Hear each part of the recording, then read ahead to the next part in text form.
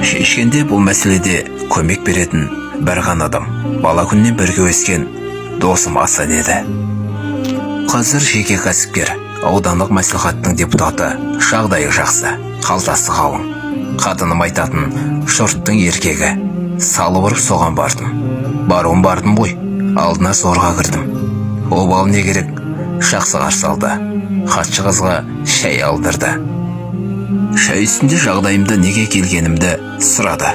Болары болды, не жасыратыны бар, өлетінімді айттым. Асан досым ұзақ ойланды.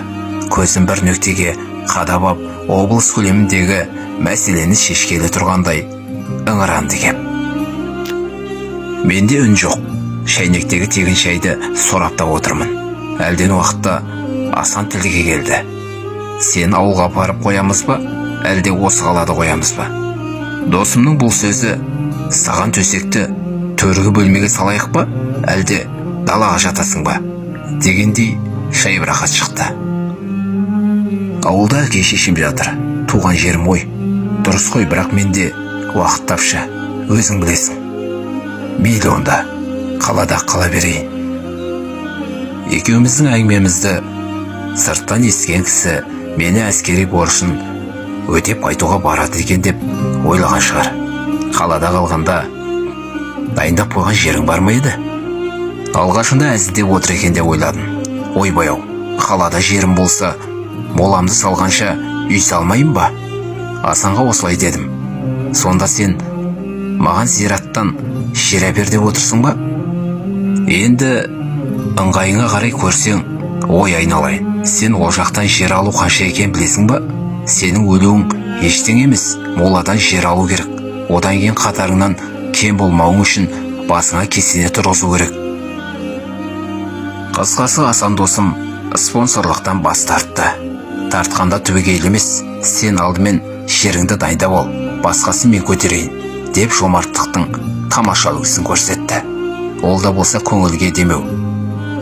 Асылы өлетін арқанымды жоғалтып алмай тұрғанда жататын орнымды ыңғайлап алайын деп қала шетіндегі молаға тарттым. Барсам, о тобай, тоба. Шынымды айтсам, өліктердің жатын жайы менен әлде қайда ілгері екен. Осы біз қаладағы кейбір байлардың үйіне қызғамыз ғой. Керемет екен деп.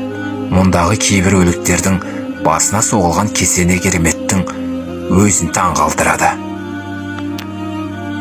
Кесене түгілі біреулердің басына қойылған тастың құны мен секілді 10 шақты байғұстың бір жылдық табысы шығар. Дұрыстап өлудің өзі де бір бақыт екен ғой. Қой деп ойладым мен. Өлген соң шортқа күлкі болмай дұрыстап өлейін. Мен де бір әулеттің азамат едім ғой.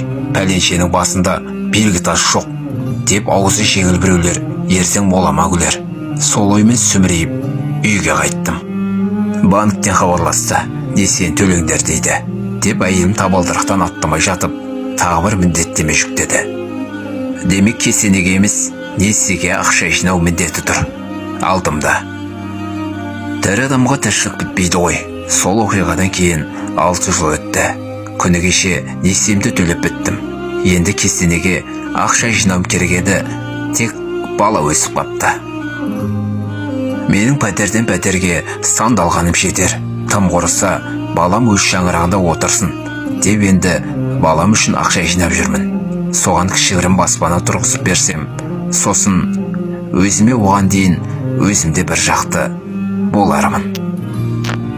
Зәулім кесене болмаса да, кең даланың бір бұрышынан тоқымдай жердер.